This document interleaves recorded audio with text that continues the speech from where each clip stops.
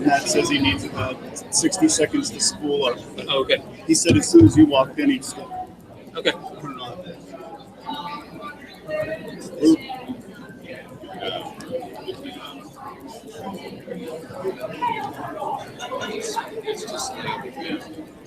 It's your buddy, right? We're live. We're live.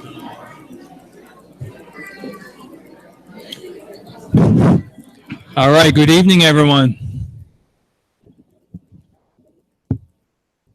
It's great to see all of you. Thank you for being here, and welcome to our third and final school forum as part of the Master Capital Planning process.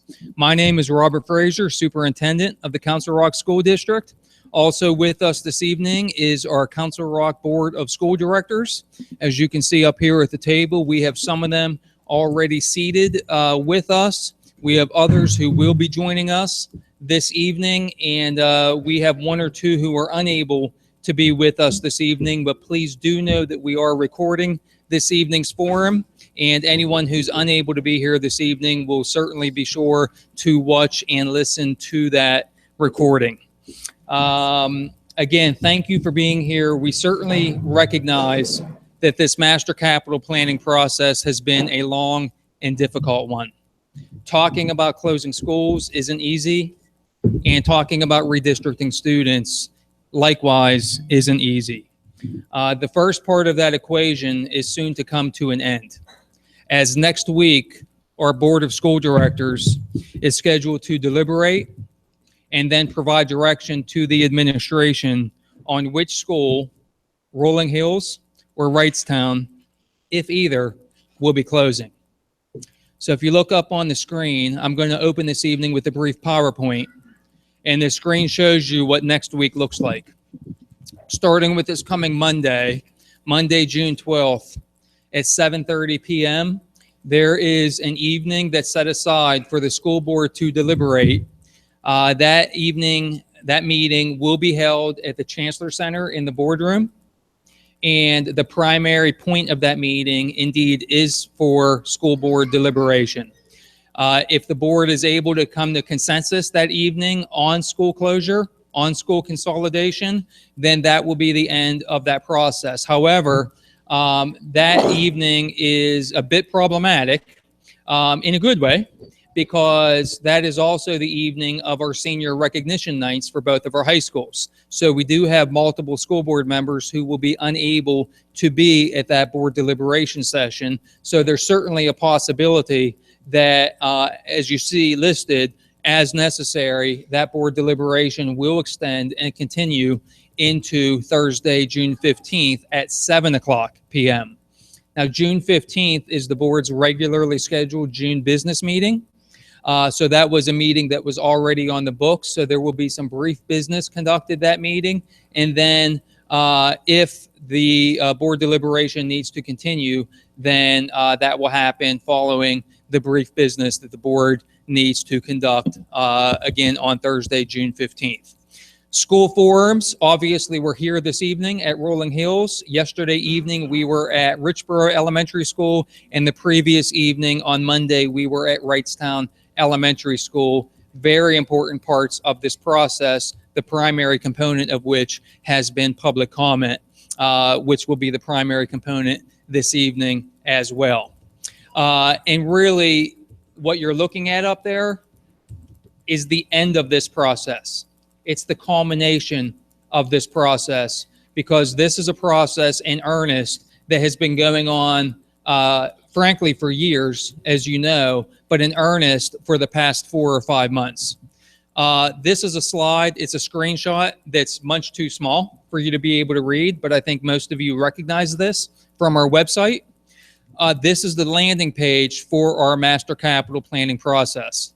And what this lists are the 5 meetings that have been held at the Chancellor Center and televised live on CRTV and archived on our YouTube channel, starting with Wednesday, February 8th, and extending to our most recent meeting on Monday, May 22nd. So the first link that you see under each of those meeting dates is titled Video of the Meeting. So if you haven't been on there and you want to see what has been going on, please go on there and check out some of those, or all of those. I would tell you they have not been short meetings. They haven't been 1 hour meetings. They've been more like 2, 3, 3.5 hour meetings. Also listed up there are a variety of presentations, PowerPoint decks, and reports that have been presented to our school board. So just by way of example, I'll tell you a few examples of what is up there. One would be enrollment projections that a professional demographer has completed for us. Another would be each school's floor plan, showing you all the classrooms in tandem with a list of each classroom that is in each school, both capacity generating classrooms as well as non-capacity generating classrooms. There's a document up there called estimated project costs. So as we talk about renovating certain schools, as we talk about putting additions on the certain schools, when you want to know the cost and or you want to know the scope of those projects, it's all on there. There's also a transportation analysis. You know, what does it mean when you close a school? What does it mean from a transportation standpoint? I think that's some of what we're probably going to hear this evening. That there's a document on there as well. And again, the video of the meeting would outline some of that. And then finally, there's a document on there titled Conceptual Redistricting Scenarios. And in fact, just over the weekend, if you saw the listserv that I sent out on Sunday, you see that there are 7 different conceptual redistricting scenarios. So those are just examples of what's up there. I do want to say, in terms of those conceptual redistricting scenarios, something that's really important, because I've been seeing some chatter and hearing some chatter around those. We are not to the point yet of redistricting in the school district. That phase of this process will come, but that phase of this process will come in the fall. We are at the point of the process right now where we are looking at potential elementary school consolidation.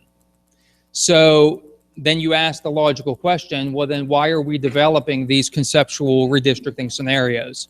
The reason why we have developed these conceptual models, these conceptual scenarios, is so that the board can be informed about what redistricting might look like should Rolling Hills close or should Wrightstown close. Here's what it might look like.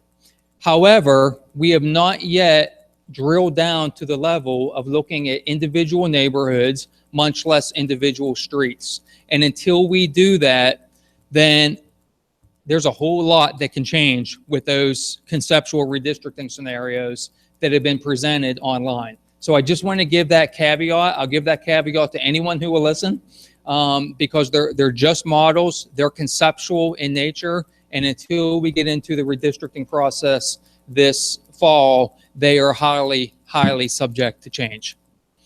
Speaking of process, I mentioned this once already. I'll mention it again. Tonight is about public comment. Right now, I'm doing a lot of talking. I'm going to stop talking in just a couple minutes so that you all can take over, because hearing from you is a critical aspect of this process. And so thus far, we have embedded public comment into all 5 of the meetings that we held at the Chancellor Center. There will be public comment next Monday, as well as next Thursday, if the process continues into next Thursday. But this is the first time of us coming out to the actual schools and availing ourselves to a wider audience. So we look forward to hearing what you have to say this evening. Before we get to that, just a couple other pieces. One, the school board has established some guiding principles. Let me go through those quickly. The first is a pretty logical, common sense based one. Proximity to individual schools. If you can see a school, you should probably attend that school. No one's going to argue or disagree with that one. 2, there is a willingness to cross feeder patterns from the north to the south, as well as from the south to the north. It's something that we don't do today, obviously. We have that dividing line, but there will be a willingness to do that once we end up redistricting in the fall. However, there is not a willingness to have what's called split elementary schools. And let me explain what that is. In our elementary schools, when you have that 6th grade class and those students transition then on the 7th grade into a middle school, what we want in any given elementary school is for 100% of those 6th grade students to go to the same middle school. We don't want some 6th grade students going to middle school A and some going to middle school B, meaning we don't want some going to Holland and some going to Newtown. We want all of them from the same elementary school going to the same middle school to keep that peer group together. So we don't want any split elementary schools. Likewise, we also are not willing to move any of our district special education programs. We had some of our district special education programs moved relatively recently.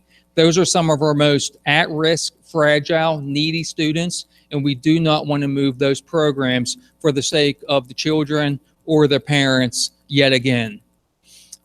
Next on the list, there is a desire for a K-6 model where possible.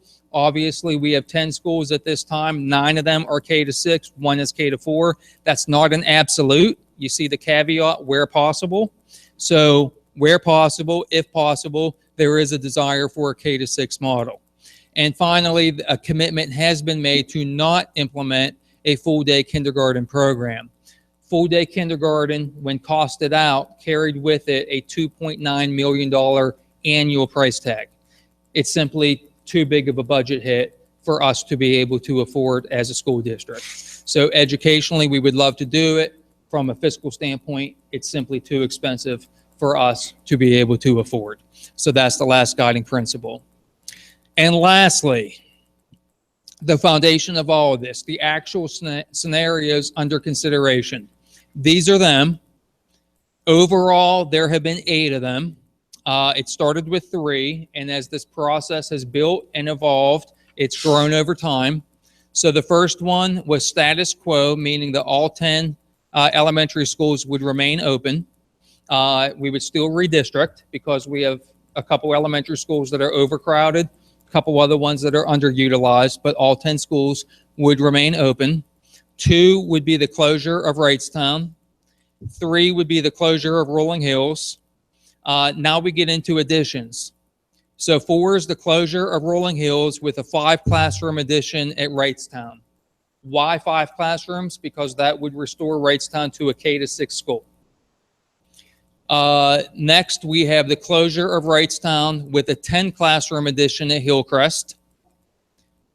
Next, we had the closure of Rolling Hills with a 10-classroom addition at Richboro and a 5-classroom addition at Wrightstown. Number 7, this is the only scenario that closes both schools. We have the closure of both Rolling Hills and Wrightstown while building a new school on the house tract. If you don't know, the house tract is a piece of property that the school district owns in Wrightstown Township. It's right on 413, right near the border that separates Wrightstown Township and Newtown Township. And then number 8 is the closure of Wrightstown with a 7-classroom addition to Rolling Hills. It's actually a 10-classroom addition on the exterior of this building, but because this building would also be renovated, the renovation would take away 3 interior classrooms. So it's a net 7-classroom addition, okay? So just to be clear on that. Of these 8 scenarios, administratively, we have concerns with, from a capacity standpoint, with 3 of them. Simply meaning that as we project ahead, enrollment-based, and looking at how many classrooms would be needed and how many classrooms would be available, we have concerns with 3 of the scenarios administratively. So this is what we've communicated to the board. Those are the 3.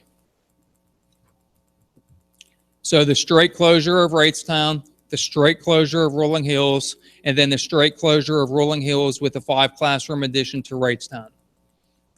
Those options are not off the table. The board has agreed that they will continue to consider all options. I'm presenting these to you at this point as concerns that we have administratively. So what that leaves us with as far as this presentation are 5 options. Hopefully on your way in, you picked up a piece of paper. This piece of paper looks like this, color-coded, has a table on it. If not, I would ask you just to hang with me and you can pick one up in a bit. You have this because this is it, and it's probably hard for you to read. So we wanted you to have one in your lap so that you could see it for yourself and keep it on your lap as we go through it. So we have these 5 options. These 5 options are listed across the top of this spreadsheet, of this matrix. They're the same 5 options. Thank you, Mr. Range. So what we have going down the left-hand side, the first column, and I'm not going to walk you the whole way through this because it's fairly self-explanatory, but you see that it's color-coded. The data that's in red is fairly unfavorable data. The data that's in green is favorable, and the data that's in yellow is somewhere in the middle. From a timing standpoint, you see the status quo would be the 2018-19 school year. It's 2018-19 because that's when the middle schools will be ready. The new Newtown Middle School and a renovated and expanded Holland Middle School. So there wouldn't be any construction going on. So that's when the redistricting would take place across the 10 elementary schools. You look at the next 3 columns. Those next 3 columns all call for additions. The additions would not be ready until the 1920 school year. Therefore, the timing of the elementary redistricting would not be until the 2019-2020 school year. We would redistrict secondary in the 18-19 school year, redistrict elementary in the 19-20 school year. And then you see that the house tract is even later than that because that's a whole school that's obviously going to take longer to build. As you go down the left-hand side, you see some financials that are there, operating expenses that are annual savings. You see renovations and additions that are one-time capital costs, resale values. We've had appraisals done. You see a busing impact measured either by average ride increase or in the case of Rolling Hills, 196 additional students that need to be bused. I will tell you that in the case of closing Wrightstown, 1 additional bus would need to be added to our fleet. In the case of closing Rolling Hills, 4 additional buses need to be added to our fleet. That's all been factored into the second row, the operating costs on an annual basis. So it's all been netted out with staffing. When you look at that annual reduction in that second line, you have student building efficiency rates, capacity rates, north-south balance, redistricting impact, consolidation with other district facilities, and then all leading to the bottom with overall feasibility. And if you notice with overall feasibility, we have 2 options in yellow, right? Status quo is in yellow, and the house tract is in yellow, with the middle 3 options in green. Administratively, this is our presentation to the Board of School Directors. Administratively, we are recommending any of these middle 3 options. The other 2 options are still on the table for consideration. But administratively, we are not recommending status quo, and we are not recommending a new build on the house tract. We are recommending one of those middle 3 options.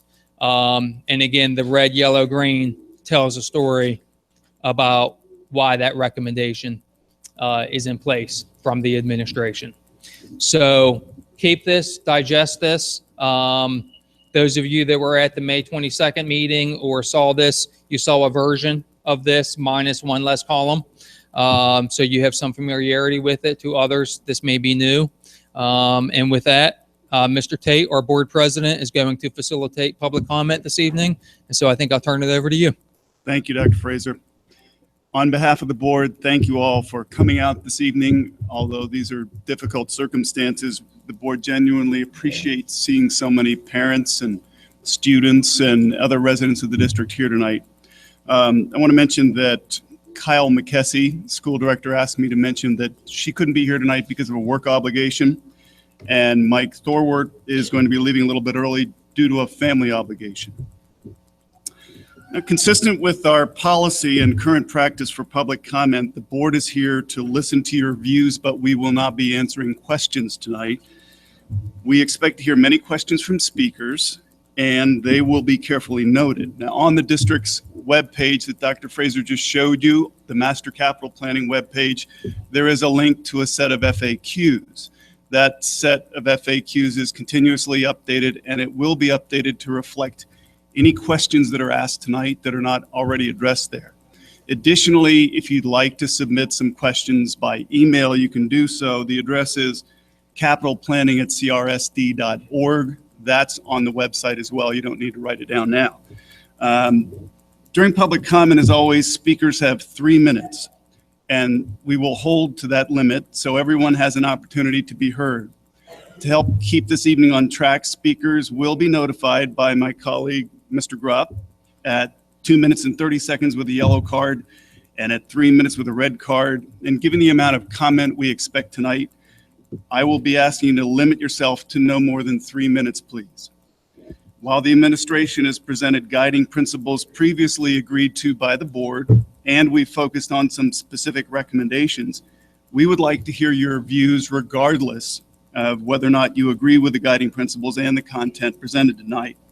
At this point, as Dr. Fraser said, no decisions have been made on redistricting, and nothing is off the table. We will begin the redistricting process in earnest this fall. After having been provided with a great deal of information by the administration and having held 6 capital planning meetings, it's time for us to hear from the community. We ask that everyone, speakers in the audience, be respectful. This meeting is being recorded and it is being broadcast live. I'll point out that there are young people in the room, and we'd request there no crosstalk in the audience, please, so that we can all hear whoever is speaking. No booing or other disruptions. We have no objection to applause, of course. So the easiest way to do this would be for everyone who wishes to speak to line up on that side of the room, please, and just proceed to the microphone over there one at a time.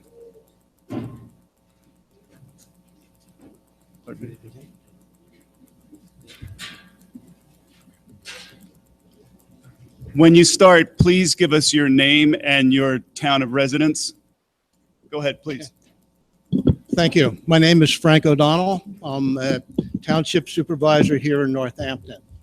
I want to thank the board for the opportunity to hear all of us tonight. I know many of you personally, and I know that this is a difficult task that you're undertaking. And I really thank you for doing that. And I'm glad that it's you, not me, quite frankly. At our last supervisors meeting, a couple of the residents who have children here in this school gave us each a document. It's a one-page document, a summary, that I really think is pretty good. And what it did is it made me take a look at maybe just 2 issues to try and stay well within that 3-minute time period. First thing I looked at is what's the density of the housing around this school. So what I did is I went to my 3-by-5 foot zoning map. I took a picture of it. And one of the things you can determine from this is I don't have a career in photography. Okay. But what you will see is you see some orange here and you see a little bit of orange down there. That represents the densest housing in Northampton. This is a better copy of just the section around Rolling Hills Elementary. And you'll notice that Rolling Hills Elementary is right in the middle of that densest housing. That ties in directly with what I saw on that summary document, that this probably or it does have the highest percentage of walkers than any other school in the district. I doubt highly that you have another school in the district that has housing this dense. Go to your the first item I saw on your list about if you could see a school, you probably ought to go there. Well, I can tell you, you don't have to walk very far from your house to see the school. So I think that if you compare this school to the other schools in the district, what you see clearly is this is the opportunity for the most students to walk. I think that's best for them. The other side of that is if you have to increase busing, that's an operational cost that's going to be there for the next forever number of years. Keeping this school open doesn't give you that operational cost. It's one thing you can control. The state gives you so many things you can't control. There's a piece you can control. Thank you.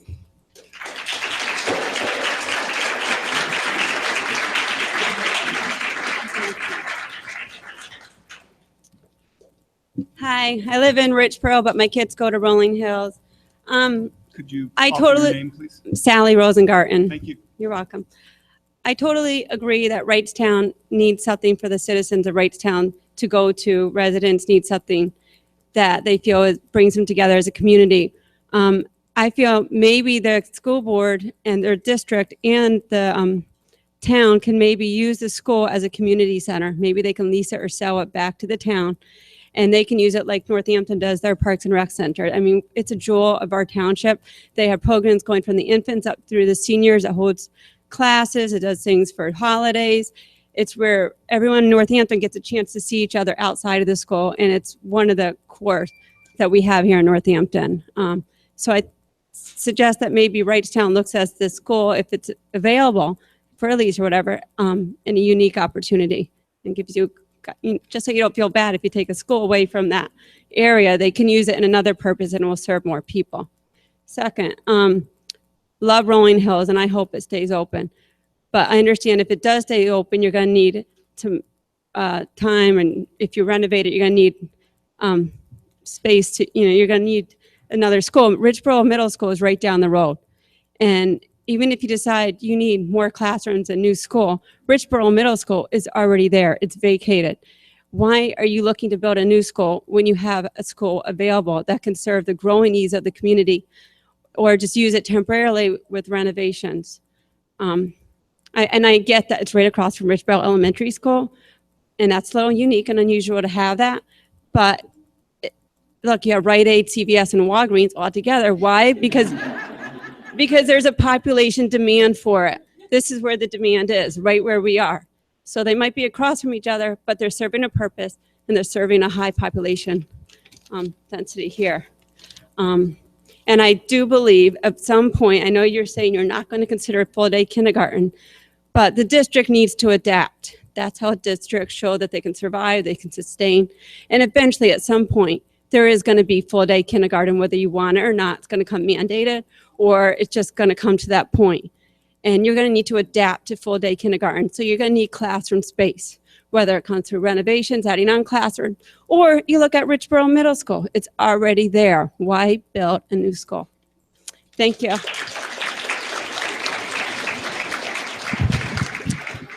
Good evening. My name is Eileen Silver, and I am also a Northampton Township Supervisor, but I am also here as a citizen of Northampton Township.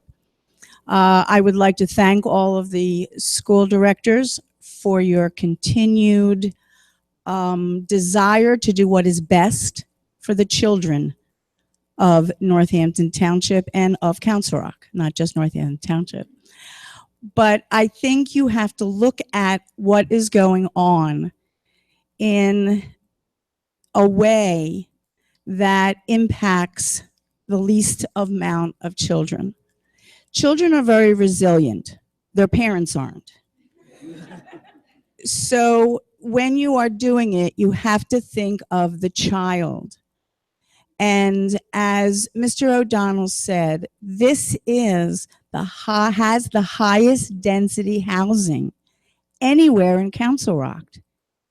And I cannot imagine closing this school and having children have to be bused for 4.6 miles in the morning when their older brothers and sisters put on their backpacks and walked over.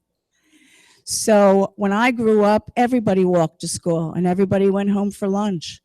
And I look at these kids as having that kind of memory of elementary school, not going home for lunch, but being able to walk to school with their friends, have good memories of that. So when you are deciding this, look at how it impacts. And I know you're not supposed to be doing it emotionally, and I know you're not supposed to be doing it politically.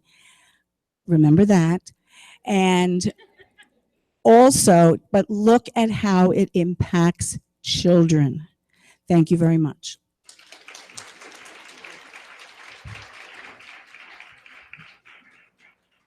Good evening. My name is Beth Johnson, and I was a first grader in 1971 at Rolling Hills Elementary School.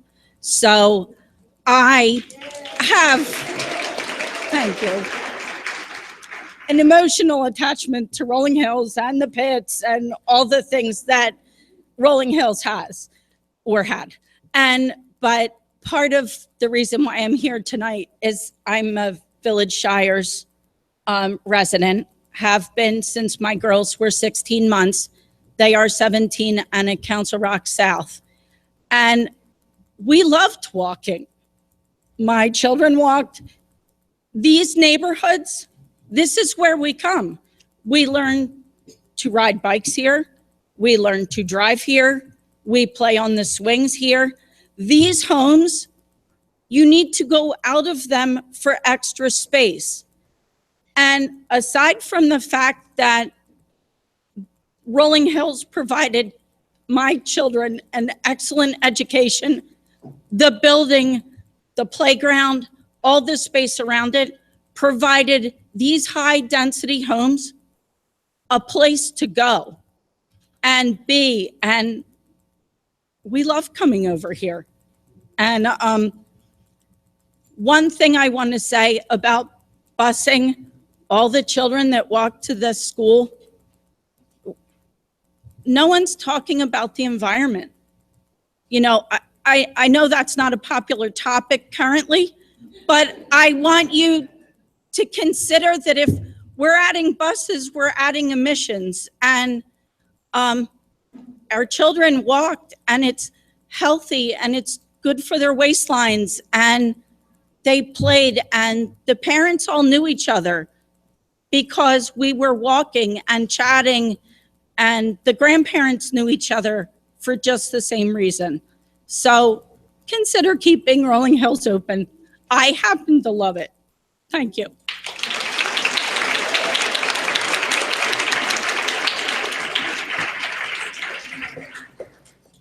I'll keep this short. Pam Wicke, Holland.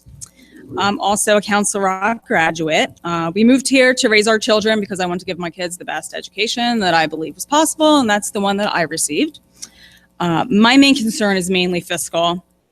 I just believe we need to do what's in the best interests of the community over the next decade, whether it be being completely on board with raising taxes. I personally think it's foolish not implement full day kindergarten, but the board has spoken.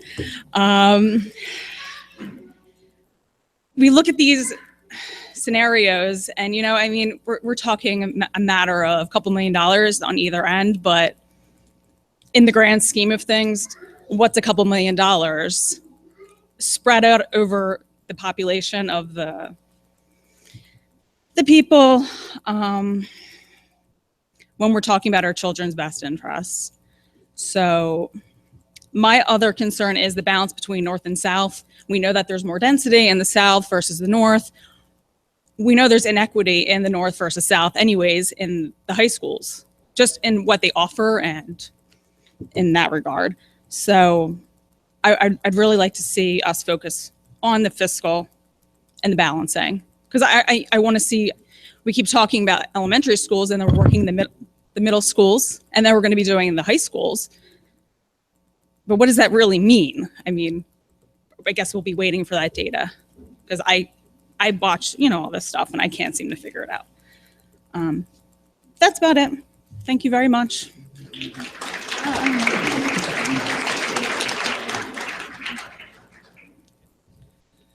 Hi, my name is David Lauer. I'm a Northampton Township resident. Just a few things to already echo some of the things that have already been said. Few issues affect the soul of a community more than those that impact its children. Testimony from past and present residents of this area attest to the important place that Rolling Hills Elementary has had and continues to have in the life of this community. The fact that so many students at this school can walk to school and then walk home again is certainly a large reason for this strong attachment. It puts them in closer contact with the natural world in their own environment and gives them much needed exercise. We hear so much about the problem of obesity and lack of exercise in children that this sort of activity ought to be encouraged. Rolling Hills should remain open.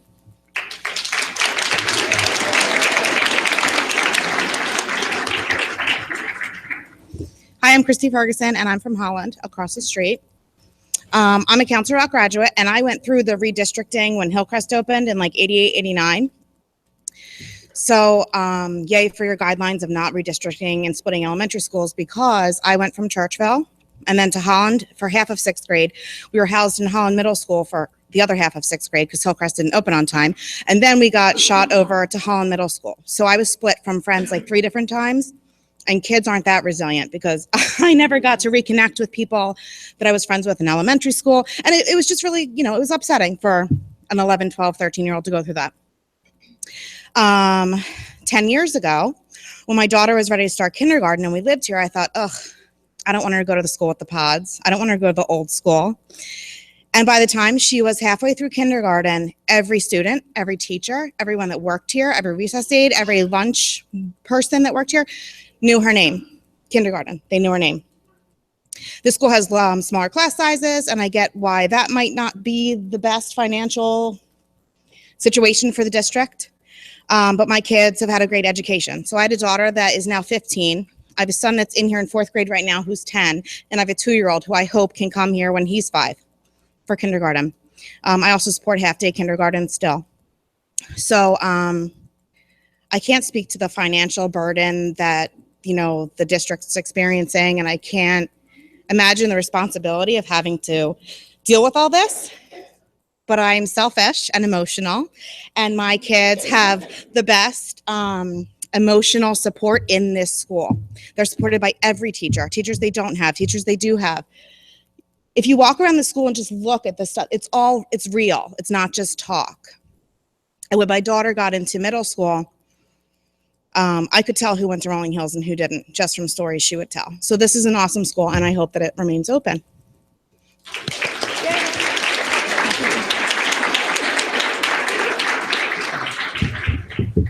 Hi, my name is Nicole Pierce. I live in Holland, and I am a mom of a child at Rolling Hills and a child at South. I'm also a 1989 graduate of Council Rock and an elementary school teacher of 24 years, currently serving at a culturally diverse school such as Rolling Hills. Rolling Hills is a beautifully diverse community that is comprised of students from all over the world, representing many different religions, languages, cultures, and life experiences. Research shows that culturally diverse schools such as Rolling Hills have many benefits.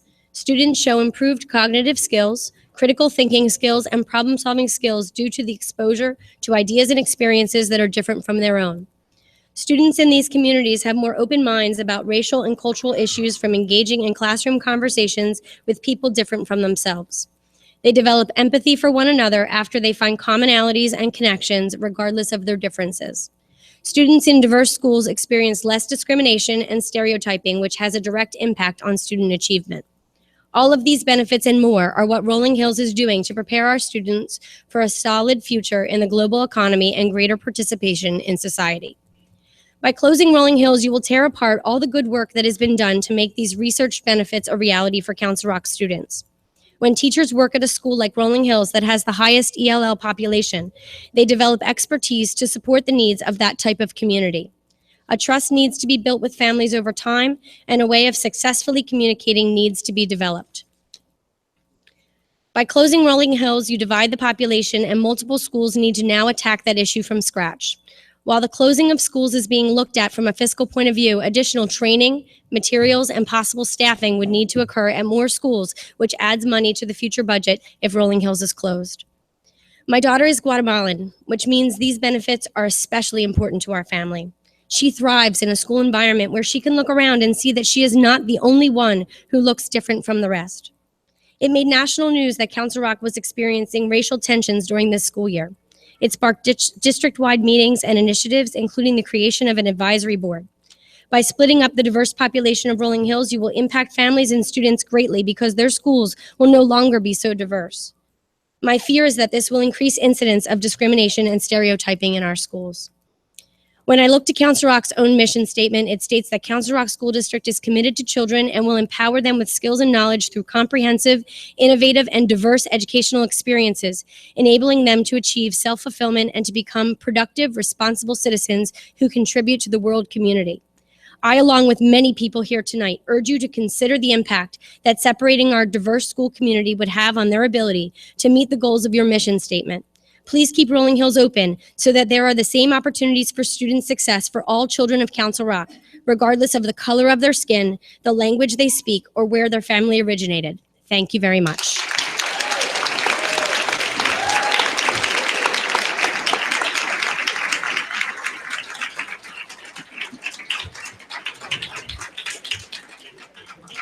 Hi, my name is Dan O Cabbage, and I live about a quarter mile away from here, so my kids hopefully will be walking here. My daughter is currently enrolled to attend Rolling Hills for her kindergarten year. My son is 3, and I want to take a look at something here from a very microscopic perspective of preschools. Most of you know Joy Bell just closed, and when Joy Bell closed, that spread the enrollment increases in other preschools. My son is now enrolled to go to Wrightstown.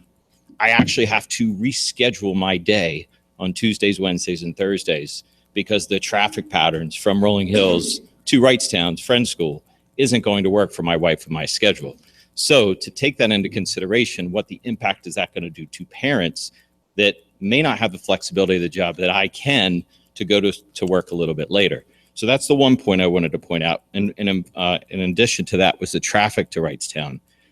But more importantly is environmental. I moved here 2 years ago from New Jersey to get away from the taxes. And one of the things about New Jersey is environmental issues. Looking at Wrightstown, there's septic. When you add people to that, when you add that septic, that's going to cause a whole different thing. What if the DEP in Pennsylvania starts to mimic that in New Jersey? I mean, the number 2 increasing attorney position in New Jersey is an environmental attorney. So that's not by accident.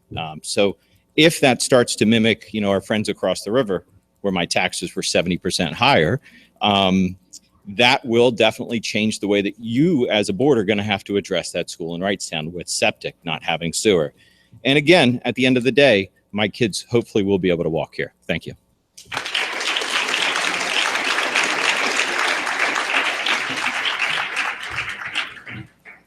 Hello, I'm Albion Weidler. I have a child here at Rolling Hills. I have a son at Council Rock South and a son at Richboro Middle School. Did you know every Rolling Hills neighborhood is less than 1 mile from the school? The average distance is a half mile. Did you know we have 196 walkers? 45% of our school are walkers. For over 45 years, Rolling Hills children have been saving Council Rock money walking, not to mention helping the environment and being active, which is good for their physical and mental well-being. Having a walking school should be celebrated and guarded. Did you know that many families move to this walking community specifically for this walking school because they are working parents or single parents? Some work off hours. If their child could not walk home from school, including high school, then they would not be able to participate in any extracurricular activities. If these children are bused to other schools, they will not have access to any activities. Did you know that Rolling Hills already has been redistricted to Richboro Middle School from Holland in order to help balance the middle schools 6 years ago? Did you know that all Rolling Hills neighborhoods are contained within a 1 mile radius of Council Rock South? Rolling Hills sending area is very densely populated. The Rolling Hills sending area is less than 2 square miles, serves over 2,300 homes, and the school contains 439 children. Out of the 10 elementary schools here at Council Rock, Rolling Hills is the 6th largest. Rolling Hills is located on a large property, centrally located and across the street from Council Rock South. Rolling Hills also has the ability to scale as needed.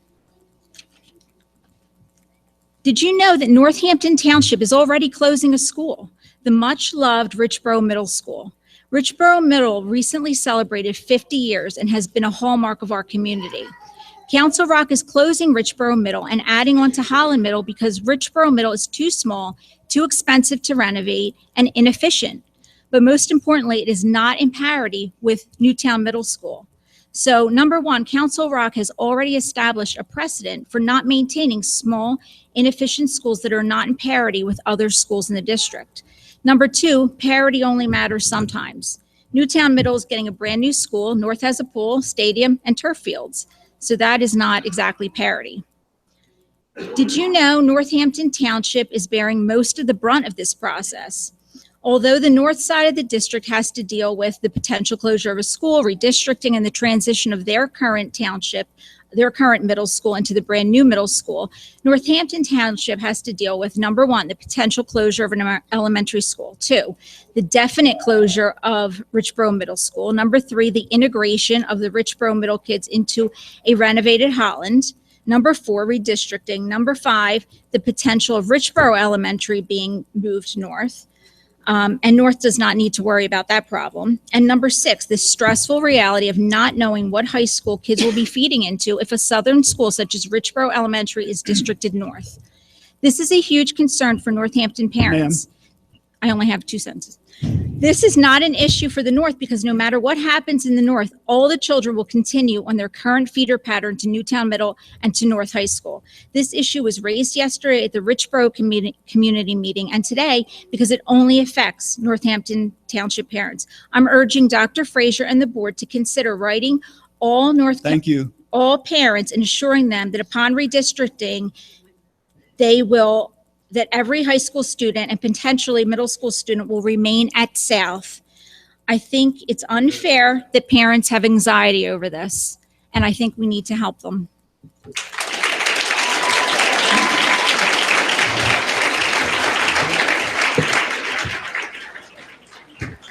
My name is Keaveney. I'm from Holland, Pennsylvania. I do appreciate all the effort you guys have done. I know it's a lot of work and a lot of time. I did watch the 522 capital planning meeting, in which Dr. Frazier kind of laid out what were then 4 plans, and now it looks like potentially 9 plans.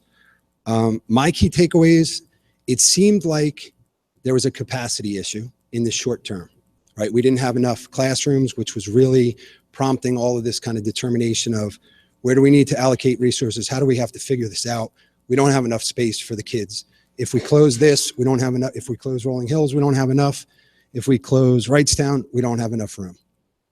My question, and I know you're not going to answer it here, but to put on the record is, was there any consideration for a hybrid circumstance to keep all the schools open for a period of time until all the demographers say we're going to get to a place where we are going to have enough space if you close Wrightstown?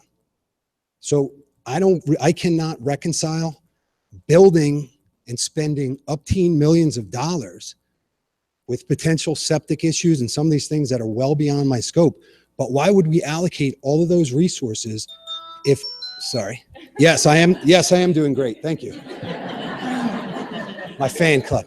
I just can't reconcile that. So my ask would be, if that hasn't been considered, that I think that should be considered. That should be on the table.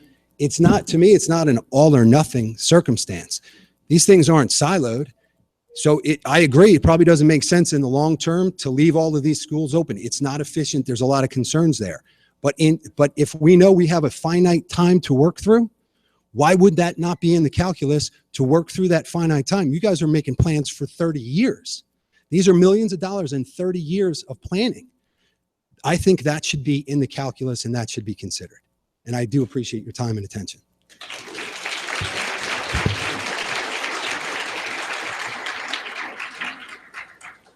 Hello, my name is Janet Breaker. Ma'am, if I could jump in just real quickly, Sure. I'm sorry. No problem. So let me just say real quickly, because you mentioned that 4 plans now look like 8 or so. The sheet that you have with you show 5 plans. So those are the 4 plans from May 22nd plus 1 extra. The 1 extra, one of our board members asked at the end of that May 22nd meeting to be added. That 1 extra plan that was asked to be added was the middle option on there, which is the closure of Wrightstown plus an addition to this building. So that's what that is. The other options that I showed earlier were from earlier in this process. So it is still those 4 options from May 22nd, plus that 1 option that was asked to be added, which is the closure of Wrightstown plus the 7 classroom addition to Rolling Hills. You're welcome. Thank you. Take 2. I'm Janet Breaker. I live across the street. I've lived across the street for 30 some years. This was my starter house that I never had any reason to leave. I've raised 2 sons. They went through Rolling Hills. They went on into Council Rock. One went to North, one went to South. I really want to applaud you, all of you, for the professionalism and the time and energy you've put into all these scenarios. It's hard to quantify things, and that's what you had to work on. But I don't want you to forget the quality things. And this community, and it's truly a community, walking to school really is a privilege. I have, in today's modern suburban environment, and, to take on the expense of 4 buses or more as the time goes on for an operating cost of at least $250,000 a year going forward and forward and forward, from an environmental point of view, from an economic point of view, doesn't make any sense. But I understand how you have to quantify that. But I wanted to say my own children were able to be part of a community for 12 plus years. They can be best man at a wedding for somebody that you went through the Boy Scouts with, you went through every little ceremonial thing you can imagine. To break that up would be a shame. And I want to say that I happen to be an administrator in another school, and 66% of my population is able to walk to and from school. And I just can't tell you the joy I get every day at dismissal, as crazy as it may be, to look out and have families there with their siblings, with everybody there, and how teachers, we get to run out and say, oh, by the way, don't forget we have this tomorrow, or Johnny wasn't so good, or geez, you had a good day today. All those things that just aren't conveyed in an email and are personal and are what make this community what it is. So I really, it's not part of the analysis, and I understand why, you had to confine it some way. But, this is the heart and soul of this community. And it's also, every time, if you take the school away, you're going to impact property values. People, I didn't stay here for 30 years just because I was lazy. It's part of the community. It's part of the fiber. You can walk places. And so it's hard to put on a chart. But as people have said, the numbers are here. You take this school away, you're going to watch what was farmland 60 years ago slowly but surely disintegrate, because why would you necessarily stay? I have neighbors, I watched their kids, they watched my kids. It's priceless, as the commercial says. So I know it's hard to put on a chart, but please keep that in mind, because eventually destroying the school, destroying this community is going to have a bigger impact on the rest of the Council Rock community. So you got a tough decision to make, but I hope you can take that in consideration as well as the other facts and figures. Thank you. Thank you.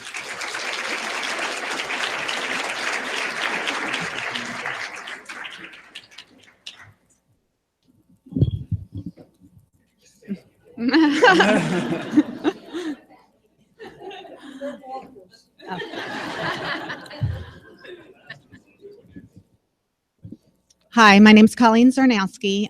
First of all, thank you for taking the time to come to us and hear all of our comments tonight.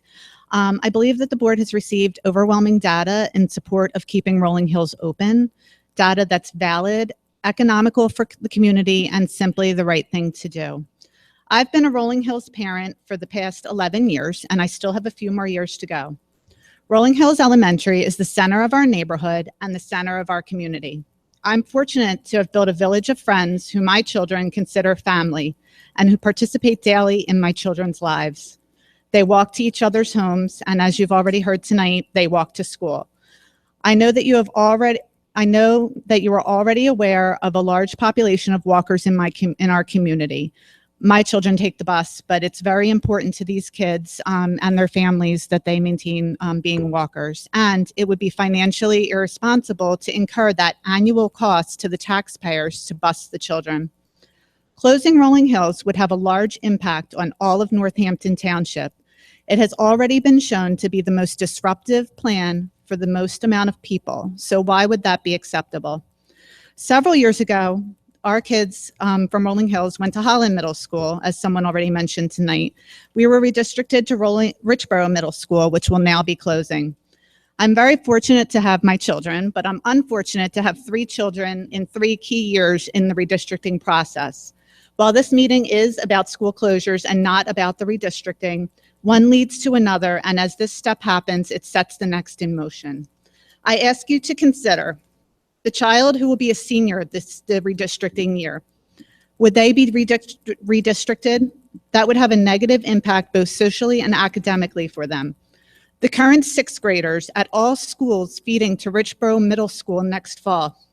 My child is one of them. They will have to move somewhere else in their 8th grade year, and those children will then move on to high school. They will attend 4 schools in 4 years. That's already a given for them. They should all stay together as a class once they go to 7th grade. The current 4th graders who may be redistricted as 6th graders for their last year of elementary, will they be able to stay with their current classmates? I ask these questions because these are my children, but I give them to you to make these important decisions for them. All of these scenarios will affect these children, mine and the ones in this community, both academically and socially in the years that are so important to self-esteem and self-image. I ask you to consider this and not take the decision lightly. It would not make sense to close Rolling Hills. Financially, for the Northampton community, it would be the most disruptive plan for the most amount of people, and I put my children in your hands.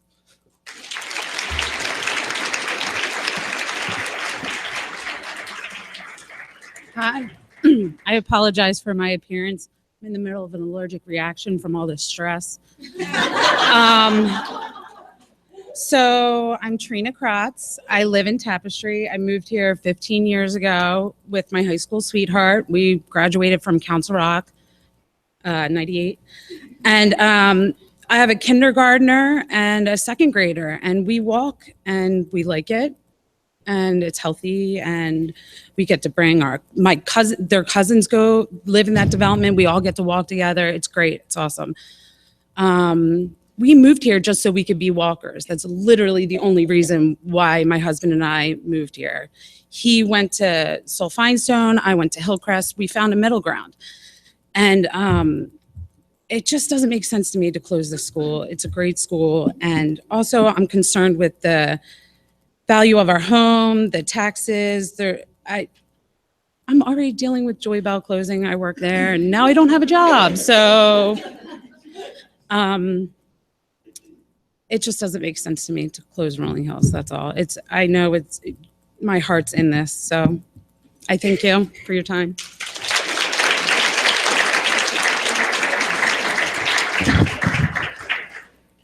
Hi, good evening. My name is Donna Branderbit. I am a Richboro resident.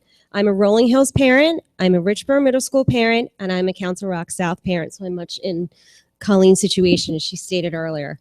In the process of the elementary school considerations, we cannot forget about the impact the elementary level has on the upper level schools, the middle schools, and the high schools. My main concern is my current high school freshmen. making sure he's grandfathered in at South and not shifted to North in his junior or senior year while preparing for SATs, college visits, college and scholarship applications. I think it is downright reckless and most certainly not in the best interest of our children. Sending a child into a building that is new to them with new peers while looking for college recommendations from new teachers and a new counselor is unfair to the academic process and the very high standards that we try so very hard to maintain here in the Council Rock School District. There are also the social aspects and the hard work these kids put into earning a spot on an athletic team, a theater or musical group, student council, club leadership, and so forth. That would also be jeopardized, also possibly with scholarship opportunities attached. Phasing in from the lower levels over the course of a few years may not be preferred by you, the board, but it is feasible. My rising 7th grader, who will be attending Richboro Middle School in the fall, has no idea where he's completing his 8th grade year, let alone where he will be attending high school, and if that will even be with his brother. My current 1st grader here at Rolling Hills, unfortunately, is collateral damage in this process that is being decided upon by only 9 people, most in this room at that very table. So basically, I see schools are closing in my kids' wake. The possibility of Rolling Hills, the demise of Richboro Middle, and now my current South student is in jeopardy of getting thrown out and sent to North. Where is the sense of what should be a proud Council Rock alma mater? We will have none in my home. I have 3 children at all 3 levels, and the impact on my household is not only excessive, but disturbing and unacceptable. Thank you for your time and consideration.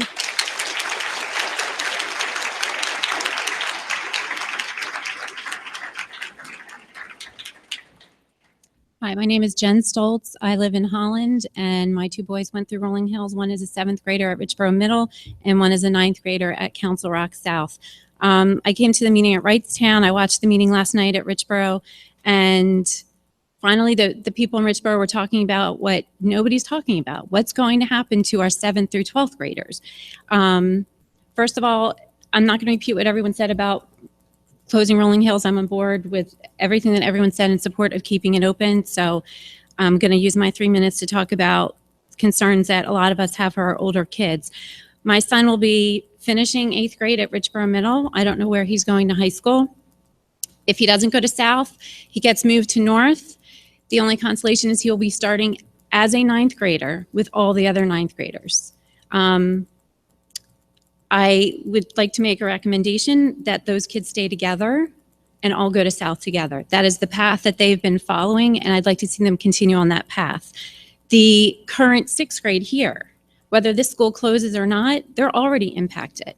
They go to Richboro Middle for 1 year, and then like Donna said, and Colleen said, we don't know where they're going. I also recommend you keep those kids together and send them to Holland, because let's keep in mind, we were supposed to be going to Holland in the first place. That we got moved 5 or 6 years ago. Richboro Middle is a fantastic school, and now that was already ripped from us. And like everyone said, a very dense, population. So now I have a 9th grader at South, and I'm going to use him as a specific example because I think you guys need to hear specific examples of how this is affecting our kids. They are resilient to a point. When they get to high school, they are not so resilient. They have all kinds of pressures, social pressure, peer pressure, the academic course load. I know my son, 5 honors classes, it is rigorous. It's stressful. At least 6 hours of homework a night.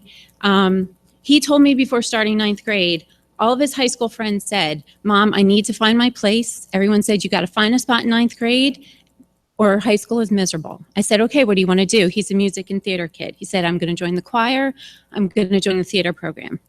He has spent more time on stage and in the chorus room in Council Rock South than he probably did doing his homework.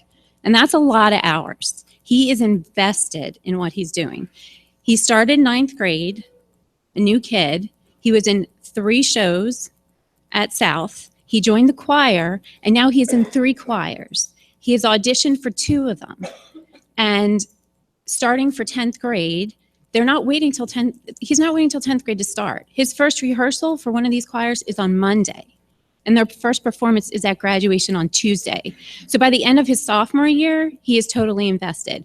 So if I have to turn around and tell him when he's 16 years old in a year, forget about everything you built up and forget about your spot. I know you have SATs. I know you're going on college visits. I know you're trying, to get a handle on your future, but let's yank you out and move you. I'm not doing that. And I don't think anybody else is going to do that to their kids. So I understand you might have to close schools. You need to think about the impact on these 7th to 12th graders as well, because as they get older, they are less and less resilient. And we all know the dangers to teenagers. I don't need to explain that to anybody here. So keep that in mind. Thank you.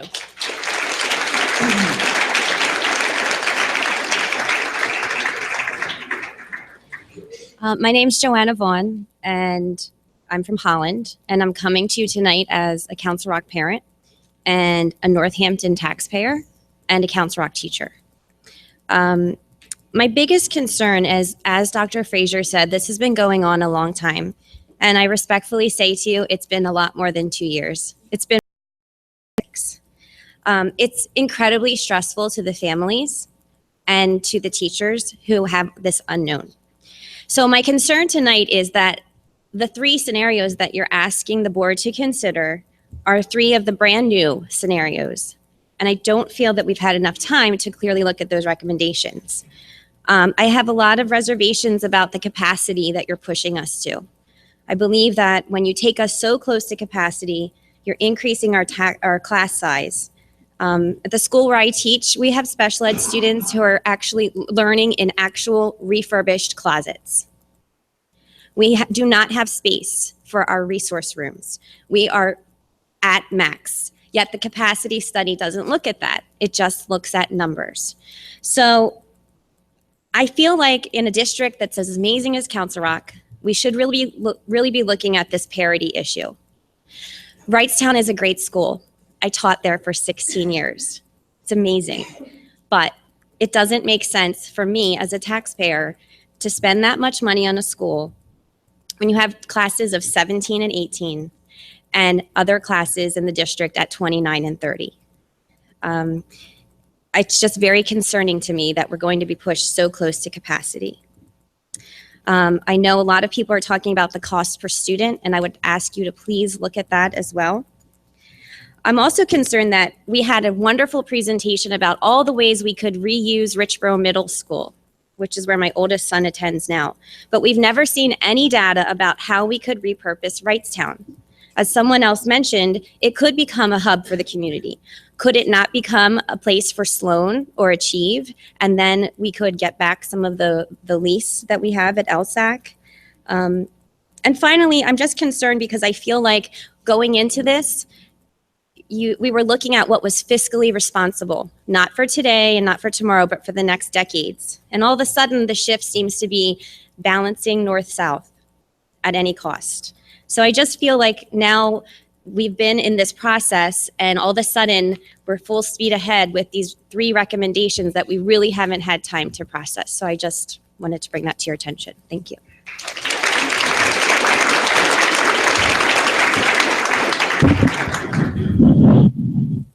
Sorry.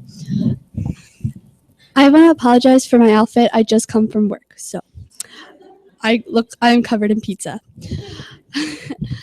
Hi, my name is Erin. I did go to Rolling Hills. This was the best elementary school ever in the world, and no idea about the whole economics thing that's going on, and I have no idea about the money that's been, but you know what? I have great memories here, and I mean, these are my 2 best friends, and we met in 1st grade, and yes, we had problem with the whole boy cooties and everything, and about sleepovers, and if we could basically just stay at each other's house for hours when our moms just want to send us home. But I mean, these are the best people I've ever met in my life, and I can't even imagine just knowing how many memories we have here. And if you guys shut this place down, you guys are ripping the memories away from here. I know with the kids in the school now, they don't really understand everything that's going on, but I'm a junior in high school, and I just remember walking to school every day and seeing my crossing guard, and he will always have a national day, and he would tell me about National Pancake Day and National Sister Day, and I still remember National Pancake Day because I went to IHOP and I got my pancakes. And I can't even remember seeing that guy without a job here because he is the best person that I remember here. And just remembering everything that goes on in the school, I remember every year my teacher would tell me, Erin, what do you want to be when you grow up? And I would say something weird every year, like a rock star or a supermodel. But one year in 6th grade, my science teacher asked me what I really want to be, and I said environmentalist. And you know what? I still want to be a marine biology and environmentalist today, and she inspired me to do this. And I can't even think what she would do now if she wasn't at this school, because this is her home, this is my home. And if you guys take this away, you guys stink.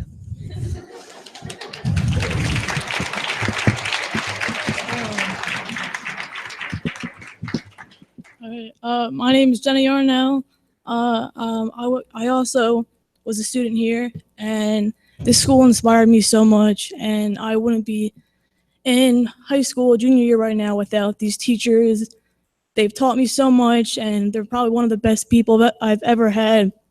They've held my hand since day one. I've had these guys with me since day one, and it's probably just the best place ever. I get so many memories here, and my younger sister goes here, and has all her friends here, and like I would be upset for her, to go to, not be able to go to not go to South right now since I go to South, and have her go to North because I got redistrict. We all went to Richboro, and because we were supposed to go to Holland and got redistrict, and like I don't want my sister to go the same way with that. And I kind of followed in the same footsteps from my older brother and older sister. I kind of followed how they went with their goals and everything. And this school is just probably one of the best schools that I've ever been to. And, I don't know why you want to close it. The school, all these kids, there's so many amazing kids. Everything that happens here is probably one of the best things that ever happened here.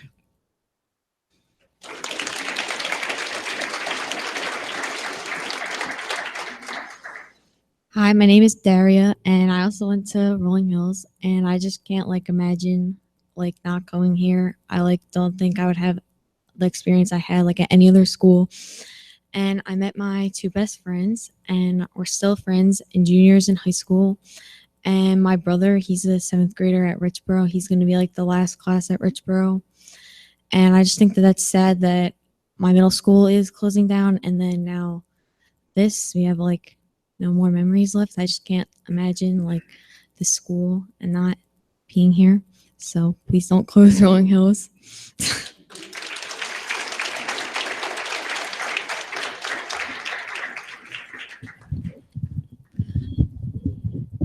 Yeah, I gotta do it that way. Okay. Hi, I'm Dr. Kimberly Rose. I know I was here last night, and I just want to tell you guys, I really appreciate what the board does. I know when you get into government or you're on a school board, you don't do it for the money. You do it for the love of your community. So believe me, I totally know that, and I appreciate everything that you guys do. But I love my community. I love Northampton. We've already taken a big hit when we lost Richboro Middle School. My son went to Richboro Middle, and it hurt my heart when that school closed. I mean, I understand it intellectually, why it has to get closed, but emotionally, it makes me sad.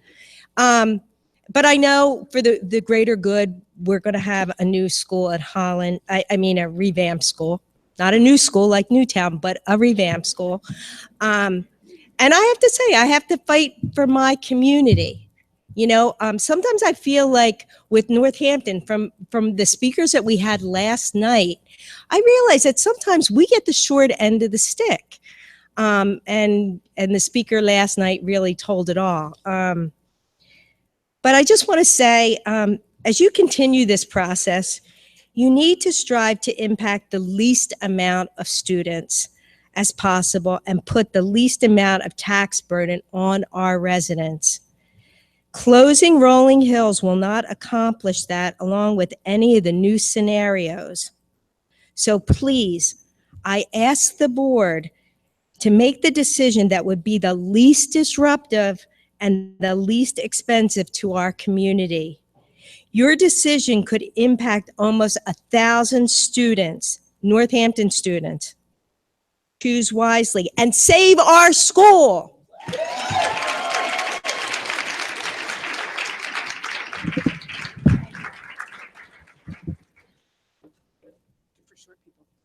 Okay, that was tough to follow. My name is Betsy Worthen. I live in Holland.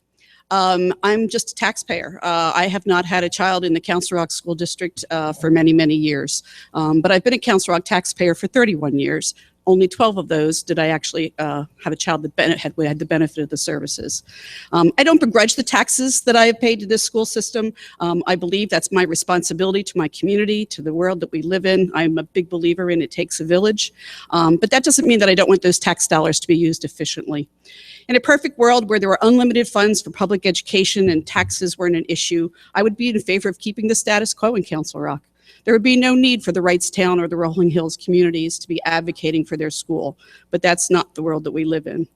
I have listened to the impassioned speakers at Wrightstown Elementary and commend them for advocating for their school, just like I commend the Rolling Hills people. I've been so impressed and proud of the Rolling Hills people and the work and the information they have put out. But we cannot ignore some basic data as it pertains to Wrightstown. While I understand their desire to have a school building within their township, comparing townships and expecting equity across townships is like comparing apples and oranges. Wrightstown Township is a community of a little over 10 square miles with a population of almost 3,100. Newtown Township, while only slightly larger in geographic area, has a much larger population of almost 20,000.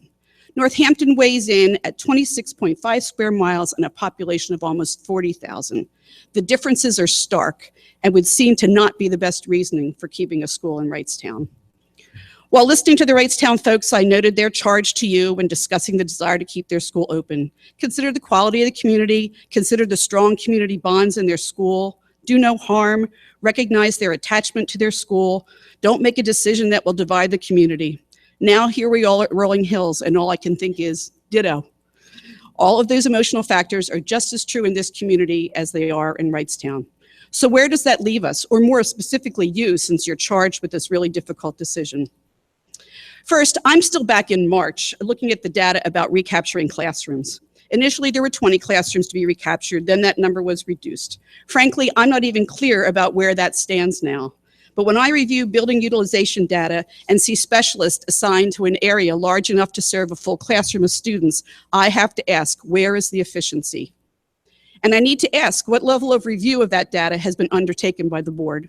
Recapturing classrooms wouldn't solve your school closure issue, but may save millions in new construction.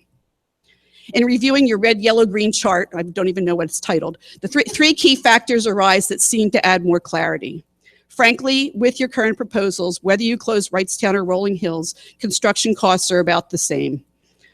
You will recover an additional $90,000 in operating costs each year by closing Rolling Hills. But I don't know why in the world you would want to take on the responsibility. Oh, am I done? I'm sorry, Mr. Yellow.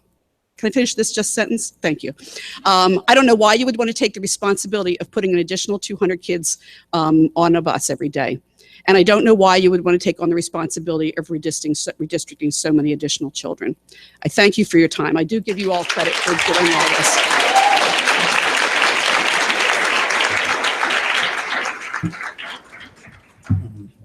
Hello, my name is Nick Yarnell. I'm also an alumni of RHE. Wrote a little bit, I'm going to speak right here. It's pretty heartbreaking to hear that Rolling Hills Elementary may be closing. I came here today with my mother, Jeannie Yarnell, my younger sister, Jenny Yarnell, who was just up here speaking a moment ago, with her two great friends. And I also came here with two great friends from Rolling Hills, Marissa and Emily, who are sitting back there. So that's pretty neat. Like, you don't always get the opportunity to go to a school and still have the same friends once you graduate, go through high school, and now move on to college. So the worst part about this situation is the mentality that has been chosen by so many of you. It is clear to me that people value a dollar sign more than the community full of friendship and memories. This place, along with the wonderful teachers and staff members, has meant the world to me and made me into the person that I am today. You cannot put a price tag on the environment that has been created here, and certainly cannot gamble that the same experience can be brought to your child at another school. It starts right here with Rolling Hills.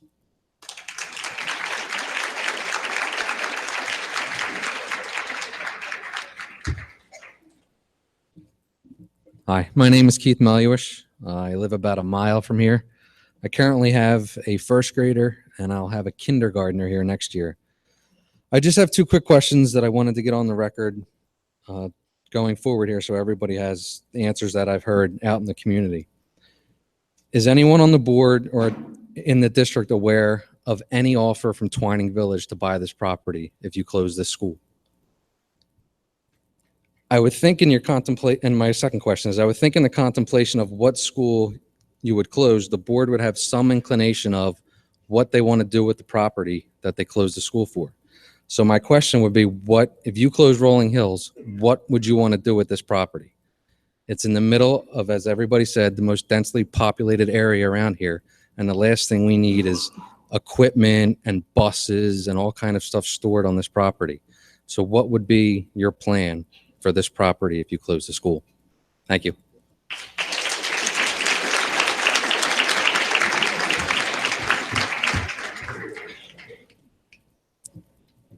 Hello, my name is Monica Meluish. I also have two children, Noah Meluish in first grade and an incoming kindergartner. I'm from Newtown Township. That's a little irregular. The reason this is pertinent here is after redistricting, I am not promised a place in Rolling Hills.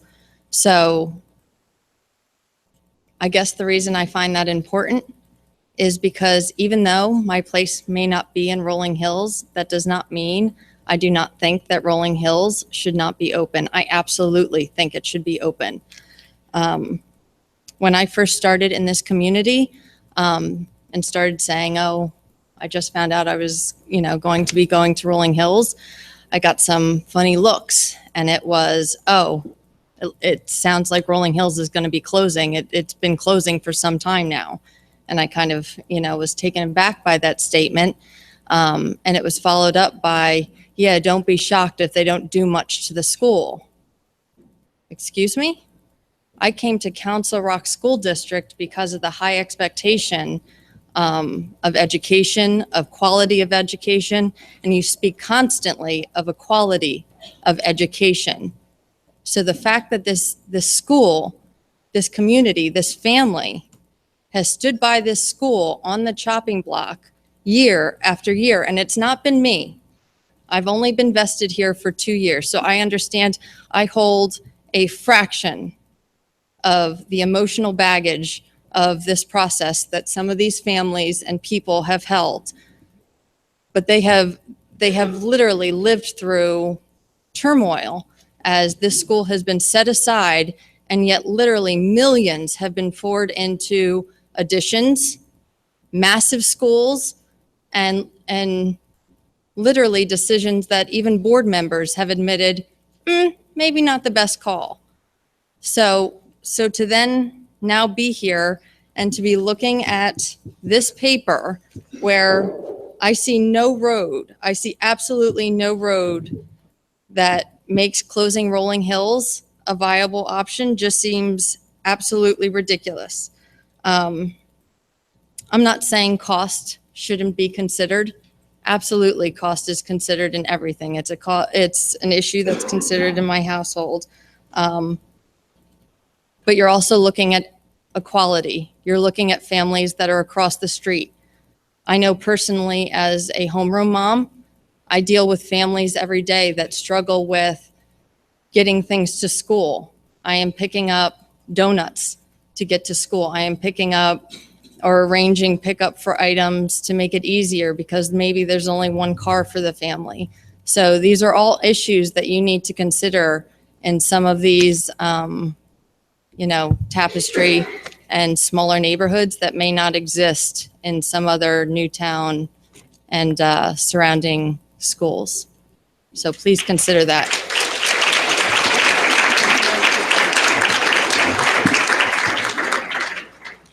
I'm Henry Kent Smith. I'm actually a grandfather of a first grader here. And I'm actually echoing a statement made by one of the earlier speakers that I think this board really needs to consider relative to Wrightstown. I am a land use and environmental attorney in New Jersey, and I will tell you everything stated by that person relative to the environmental regulations in New Jersey will happen here in Pennsylvania. Maybe not in 1 year, maybe not in 5 years, but it's inevitable because it relates to groundwater quality and drinking water quality. You're building an expansion to a school that is served by septic. The septic requirements in New Jersey would not permit the type of expansion and septic loading that you're contemplating in Wrightstown. Now, maybe that's okay today, but what's going to happen in 5 or 10 years as water quality continues to depreciate because of continued nitrate loading by over septics is you're going to be required to fix it. I do a lot of regulatory fixing. It is not cheap.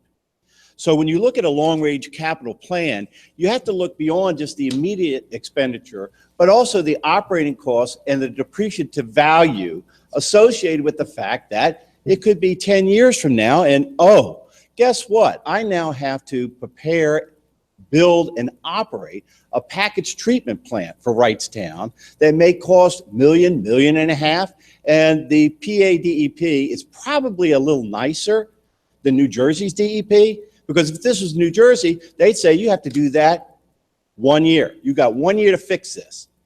Now, I think the expansion of Wrightstown just doesn't make sense from that environmental perspective. And I just want to make sure the board understands that while we may be really nuts across the river, and we are, that's why I live here in Pennsylvania and practice over there, the insanity is going to spread here, and you need to factor that long-term cost into the equation. Thank you.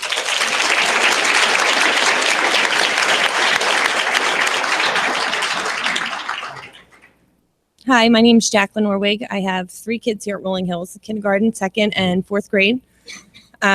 We bought a house in Tapestry as our starter home, and my kids started here and loved it here. And this past year, we decided we've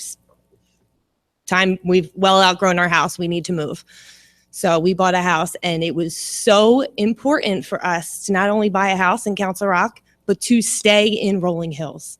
We looked at house after house in other areas, and we waited till we found one so we could still be at Rolling Hills.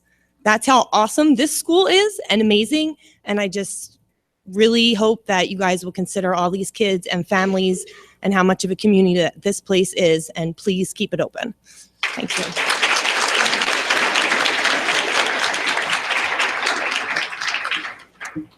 Hi, my name is Kim Williams, and I'm a Council Rock grad. I'm from Holland right now, and I have children, 2 children, one in 4th grade and one in 1st.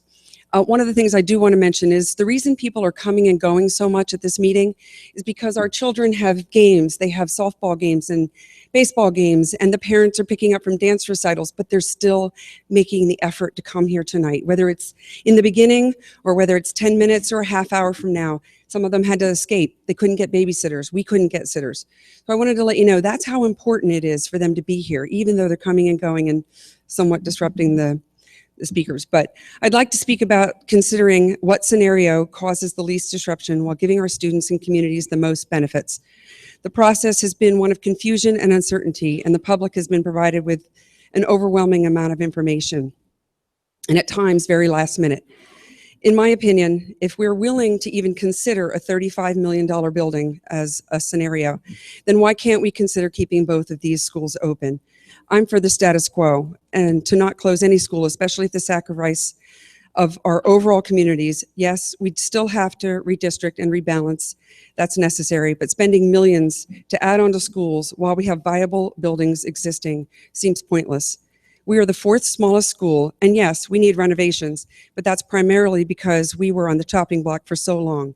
Our renovations have been continually stalled or pushed aside due to the threat of closing. Now it's time to renovate. We are looking for renovations that make our kids safe and that foster a strong and supportive environmental educational environment. Also, it's been mentioned at both Monday and Tuesday's meetings how important community has been. For us, the connection with our principal, our teachers, and our other key personnel in this building keep our school running. Our teachers actively run so many of our programs. Each of them benefit the kids. The school play, running club, beautification club, GOB, computer coding club. That's just to name a few. And I know many schools offer those same things. But without our teachers' support and these programs, they would not be possible. Multiple children benefit and enjoy these clubs and activities. Our sports teams here are Holland and Northampton. They're not Newtown. They're nowhere else. They're Holland and Northampton. Our building right here supports the community. Northampton Township uses our building for their group activities and our gym for summer camps. They use this gym for basketball, both girls, boys, and men's leagues. They use our fields outside, Cruza Soccer, Council Rock Little League, and the league spent $6,000 on its own last year to refurbish the baseball fields for my son and some of these other children's parents' sons and daughters to play out here. Our fields, our kids and parents walk or ride bikes, as we've heard, and the playground many times after hours is full of these families. We've taken it upon ourselves as a community to raise money and apply for grants to invest in our school. Within the past 6 years, we have built a new playground, replaced our sound system, purchased technology for students and classrooms, renovated our school sign, and et cetera, you know. We've received grants, and that has also helped. In addition to caring for our school, we also participate in many philanthropical, I can't even say that, projects. CR Cares, Relay for Life, March of Dimes, Ronald McDonald House. As you can see, we've built tremendous relationships. For the sake of our children, please consider renovating and keeping both schools open. It is the least disruptive to both communities. And based on the 3 forums that we've heard this week, it seems that with this community, it's what these communities want. In addition to that, if you move us, it causes a wave, a ripple effect, and it affects everyone in our township.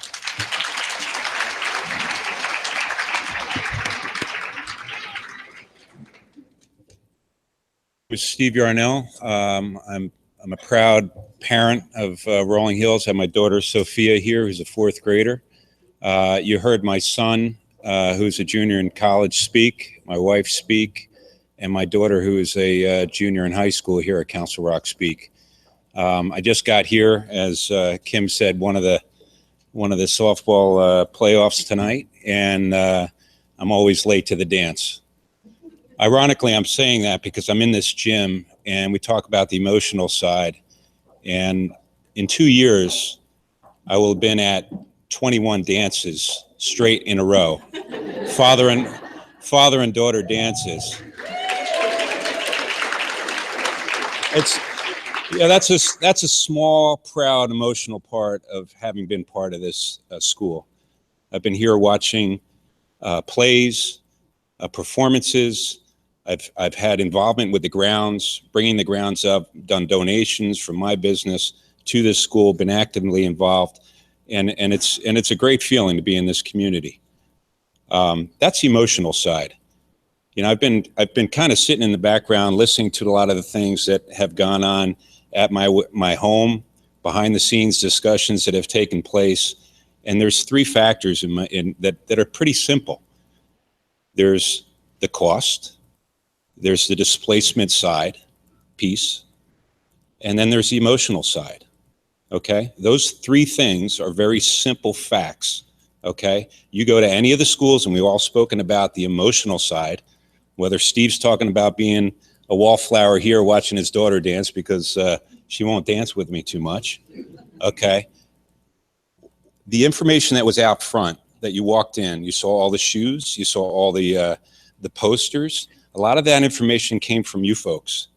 That was commissioned through our taxpayer money, right, to provide information that's indisputable, okay? It's changed, it's altered, okay, but the facts remain the facts. Rolling Hills, to close this school, should not be your first consideration. It's the worst financial decision to make through closing Rolling Hills, okay? It will displace the most students, and the emotions are the emotions. We're going to have that in any of the schools. Thank you very much.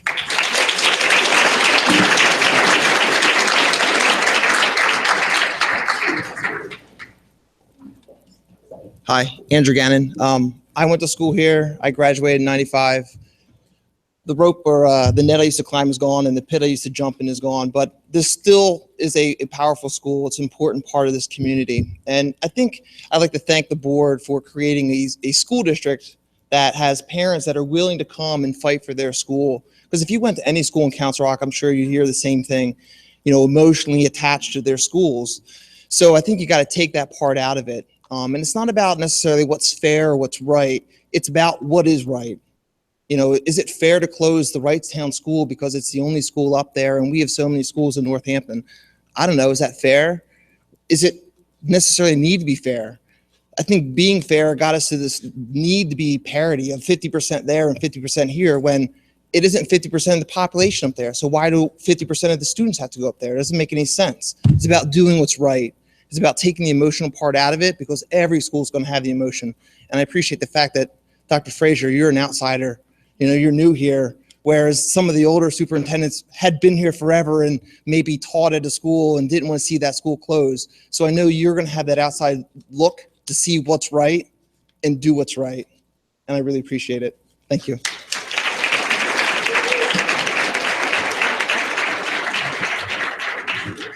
Hi, Jeannie Lindros from Holland. I think there's a theme here. I've spoken to the board emotionally in the past about our beautifully vibrant and inclusive Rolling Hills community. I've also addressed you about our unique and remarkable walking community that I believe is a core component of our school culture. I truly believe that we are an extraordinary community here at Rolling Hills, but I also believe each Council Rock community is special. Everyone has their own unique vibe and they're all valuable. Every family feels connected to their schools. So while it is extremely important to understand and appreciate our fantastic Rolling Hills community, as well as the other communities that would be impacted by potential closures, as leaders, it's also incumbent upon you to rely on the data. Without the data, you are essentially just saying one community, perhaps based upon a compelling anecdote, is more deserving than another. This decision should be a population-based decision because every child in Council Rock deserves the best public education we can provide, regardless of where they live. So I ask you as a board to look at this from a data and population-based perspective, in addition to an emotional one.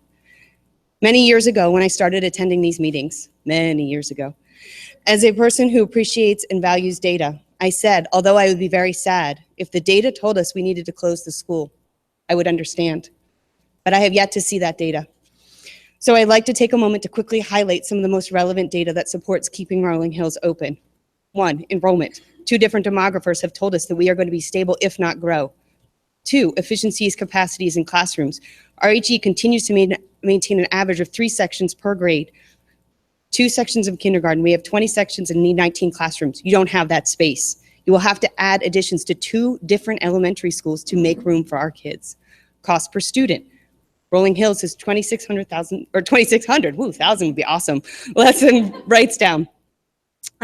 Transportation costs. Many of you addressed this. We're going to need to incur annual transportation costs in addition to disrupting our community that relies heavily on walking.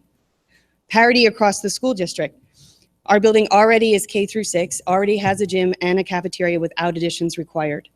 Operational cost savings. When you compare cost savings between the 2 schools, you save more money if you close Wrightstown. Redistricting impact. Many have mentioned this. There'd be a closure would impact the most amount of people if we were to close because we are just a tidal wave of 440 kids that need to find a space. The disproportionate impact would be on the Northampton community, which regularly gets a short end of the stick in Council Rock school board decisions. Given the current fiscal situation in Council Rock, the fiscal outlook for federal and state education funding, it is prudent for you to establish an elementary footprint based upon data and efficiencies to ensure that we can provide the best education across the district. I don't envy you having to make this decision, but I know if I were in your shoes, I'd want to keep the most efficient, cost-effective school that serves more students open. I encourage you to choose the path of least disruption and more efficiencies to keep Rolling Hills open.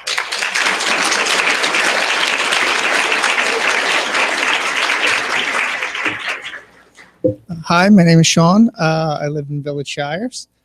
I know you guys really have a tough job. I know a lot goes into these type of decisions. So what I ask though is, as you make this decision, you know, and you're looking at all the numbers, consider what this doesn't show, and that's the impact on the students and the students themselves.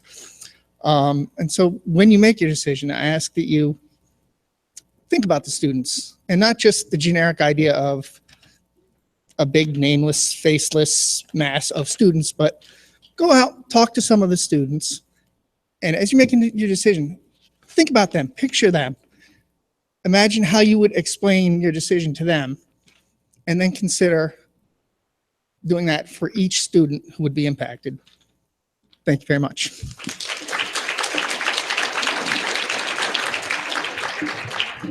Hi, I'm Gina Yarnell, and most of my family stole my thunder already. They're all here, with the exception of my oldest daughter, who's working tonight, who will be 24. So as you've gotten the feeling from my husband, I've been here a long time. It's my 19th year as a Rolling Hills mom, and I'm very proud of that. And when this process all started, I actually never thought we would be here still talking about closing Rolling Hills, because there was so much information, so much data and facts in support of keeping Rolling Hills open. It just seemed unlogical that we would still be arguing about this. I always thought it was something that was going to be taken off the table, because it never made any sense to me. I attended the meeting at Wrightstown the other night, and I also watched the meeting at Richboro Elementary, and I have to say I empathize with many of the speakers. Yes, no one wants their school to close. And at Rolling Hills, we can say many of the same things about our school that the parents and community members said about Wrightstown. Yet we're sitting in the gym that my husband already said too, that we've seen a lot of the school plays. My children play basketball, chorus concerts, things like that. We too have a rock wall back there, and my name is on that rock wall because I was part of the home and school board that donated the rock wall to the school. We also have a tile wall out there, mosaic wall, that some of my kids have made tiles that are on that. So we have all of the same things. And I don't want to discount these emotions, because they do come into play, but you need to balance these with the facts. And you can see we've lined the walkway coming in here with the facts that you have provided to us. But I find it ironic that when we've used these facts to show you how closing Rolling Hills really doesn't make sense, somehow you've changed all the scenarios and the facts.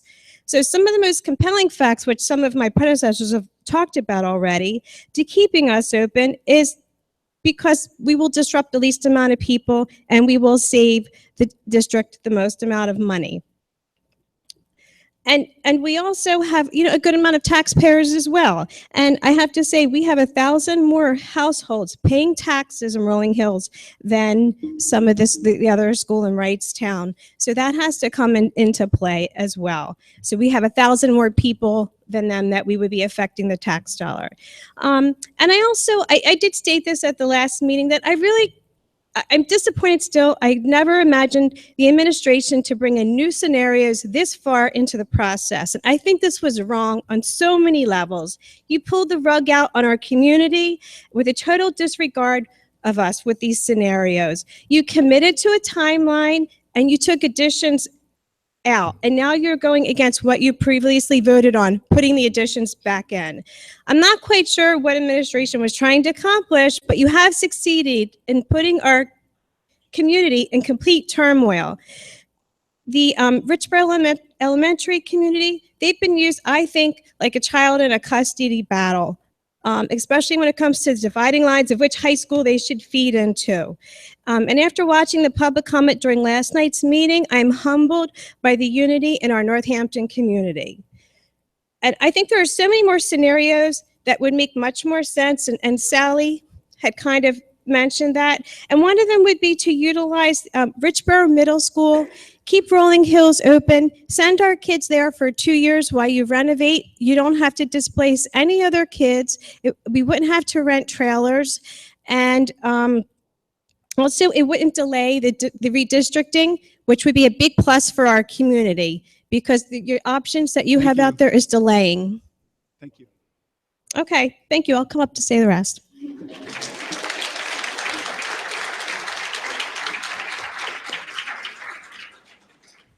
Hi, my name is Rachel Halbin. I have a second grader a kindergartner enrolling, and 2 more that I would hope would be coming to the school.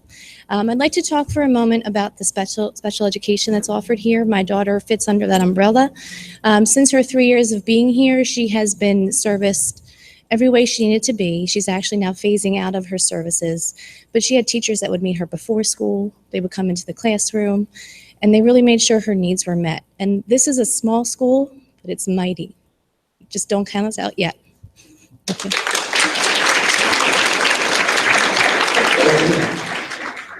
Hello, my name's Jeannie Hathaway. I live in Holland. I have a 1st grader, a 4-year-old, and a 2-year-old that I wish from the bottom of my heart that they could attend this school. Firstly, long story short, my child is not resilient. Can we stop generalizing when our children have these individual needs, just as the woman before me has spoken? This school has provided such a safe environment, and they have taken the time to understand my child's special needs. Creating more transitions will create not only instability with my child, but with many other children as well. Secondly, my opinion is previous decisions have given Rolling Hills the least amount of options, giving us the short end of the stick, according to the red, yellow, and green chart. We need our keystone, Rolling Hills. And also, I encourage anybody here today, if you know somebody who's not here, please take a pamphlet and share it with them. It's important that everybody has the opportunity to see the facts that we've compiled together. Thank you.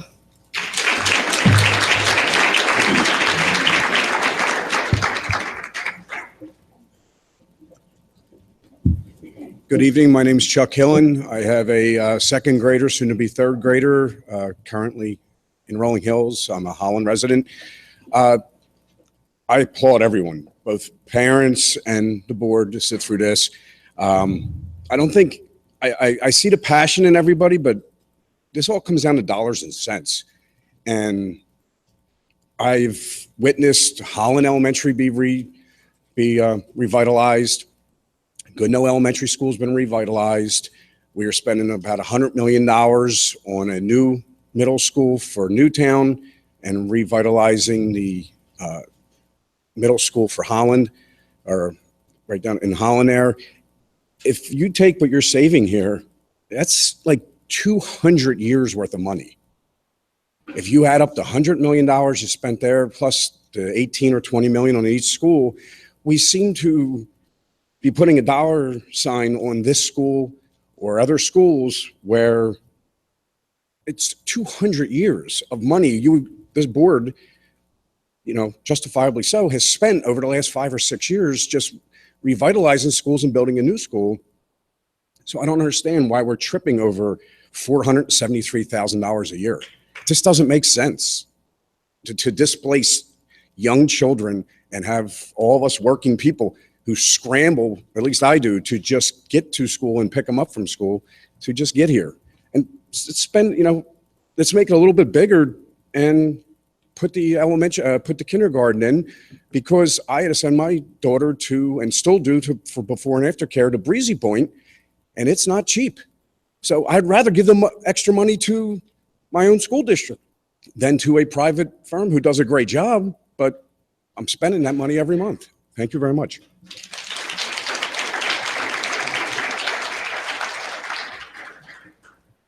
Hi, my name is Joanne, and I am a Council Rock School District resident.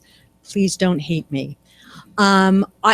Testament to the current school board and administration, as well as the previous ones, to have people in the community that so love their schools. And as one person said, they're going to love it here, they're going to love it in the other 9 elementary schools.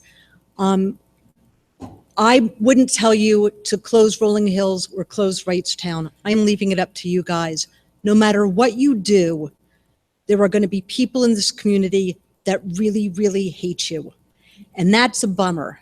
So I would say to you, we elected you. Change is hard, and people don't really appreciate the benefits of change until well after the fact. I don't know what Council Rock School District was like 50 years ago, but I know Newtown was once the high school. Chancellor once held kids.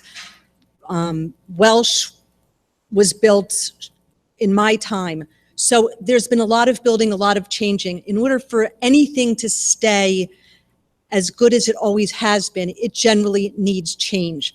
So you guys are just going to have to make the hard choices. The thing I would ask you to do is think about from a perspective of where you're sitting. This school district is going to be here hopefully in 50 years. And hopefully it will be not only as good as it is today, but even better. So when you make your decisions, please think about the long-term effects. Is the school board in 10 years going to be happy with the decision you make tomorrow? Is the school district in 20 years going to be happy with the decisions that you made? And I think that sometimes putting it in that perspective might make it a little bit easier for you the day after. Thank you very much.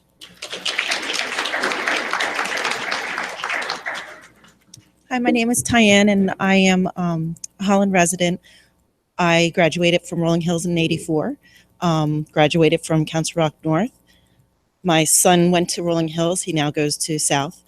I can't imagine my daughter not being able to finish out her school year here. She's in 2nd grade. It doesn't make sense to me. Financially, it doesn't make sense. Emotionally, it doesn't make sense. She's not going to do well. She's not one of those resilient kids. She will not do well if she has to leave the school.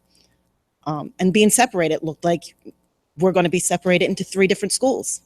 That doesn't make sense to me. That's going to be really hard on all the kids. Thank you.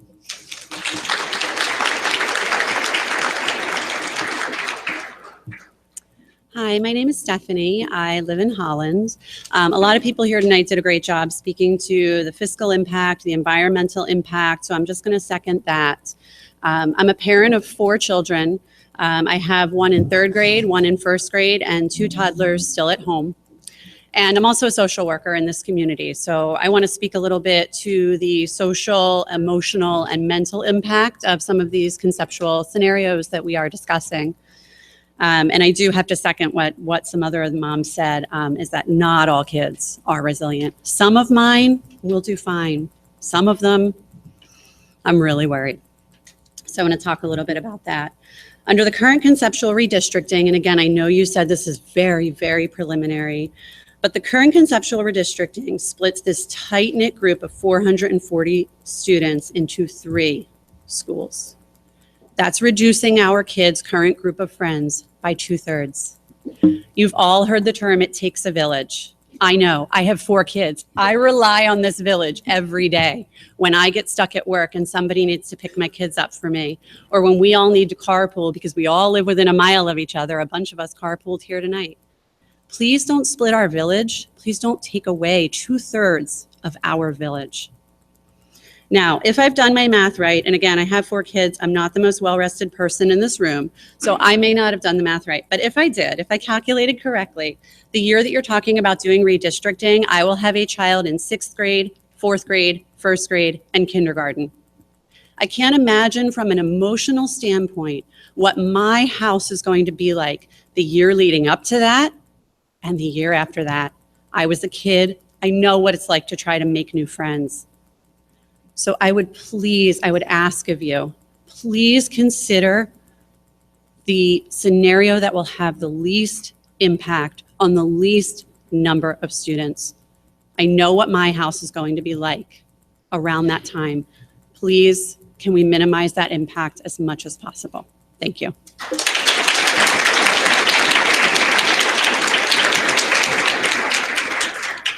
Good evening, Joe Johnson, resident of Holland. I just want to speak to the 3 scenarios that the school administration is recommending. Just call them 1, 2, and 3. The third option would be keeping Wrightstown open. The numbers just aren't there to justify that. I'm not going to get any long details. I'm going to try and keep it brief. So the numbers aren't there for that. Option number 1, adding classrooms to Hillcrest Elementary, 10 of them. That area down there is going to be overcrowded with traffic, congestion. That's where I live down in that area, so I'm here for that concern. There was no money in the middle school renovations for traffic improvements at East Holland and Holland Road. Okay, that got put aside. If you add classrooms down there, you're going to be sending buses up Old Jordan Road. The school zone will be removed if the school is closed, or yeah, if the school is. I'm sorry. No, the school will stay open. The buses will have to go up there. You're looking at possibly another traffic Jordan and Holland Road for safety. So I don't know if those costs were included. And again, adding classrooms to Hillcrest, you're already overtaxing the recreational facilities down there with the increase of students. Okay, there's just not enough space for recreation. At least one option, which is option 2, for all the reasons that were said here tonight. So I hope the board considers that as the final, excuse me, the final motion. Thank you.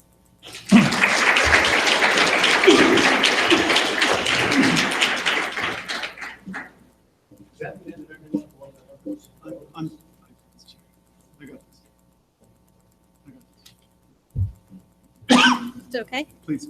Gina Yarnell again. I just want to finish where I left off. So my scenario that I was talking about was to use Richboro Middle School to house our kids for 2 years. You wouldn't have to rent trailers. You wouldn't have that cost. You wouldn't disrupt the rest of the district as far as redistricting. They would all be redistricted on time, which would be a major plus for us. But I mean, I understand that you're telling us by December we should have an answer where our kids are going to go, but that's still leaving people stressed out for another year and a half until it's actually happens. The stress is not going to stop as soon as you tell us where it's going to be. If our kids have to get redistricted, it's still there. It's still out in the community. So maybe this isn't the best, but I think it's something to consider, and just to open your eyes that there are other possible scenarios besides what was up there. So I urge you to continue looking at these things. Please don't be the board that has made some of the past mistakes. It's time to right some of those wrongs. And I'm going to say just what I said when I started out this whole process, that I really do want my cake and eat it too. Rolling Hills should stay open, not just because I want it to, because it makes sense to. We need renovations, so I want us to have renovations, and we want our Northampton kids to go to high school in Northampton. And like much of our community, I'm tired, I'm worn down and stressed. I don't sleep at night. I have disrupted my family's life by being so engaged, especially in the last few weeks. I promised them I'll start cooking again. But the one thing I hope I have taught my children through this process was to always stand up for what they believe in. I was actually talking with my 4th grader recently about this whole process and me standing up for what I believed in. And I told her to make sure she always stood up for what she believed in. And she told me that her 4th grade teacher here at Rolling Hills frequently reminds them of a saying, stand up for what you believe in, even if you find you are standing alone. I believe keeping Rolling Hills open is the right decision. And as you can see, I am really lucky because I am not standing up here alone.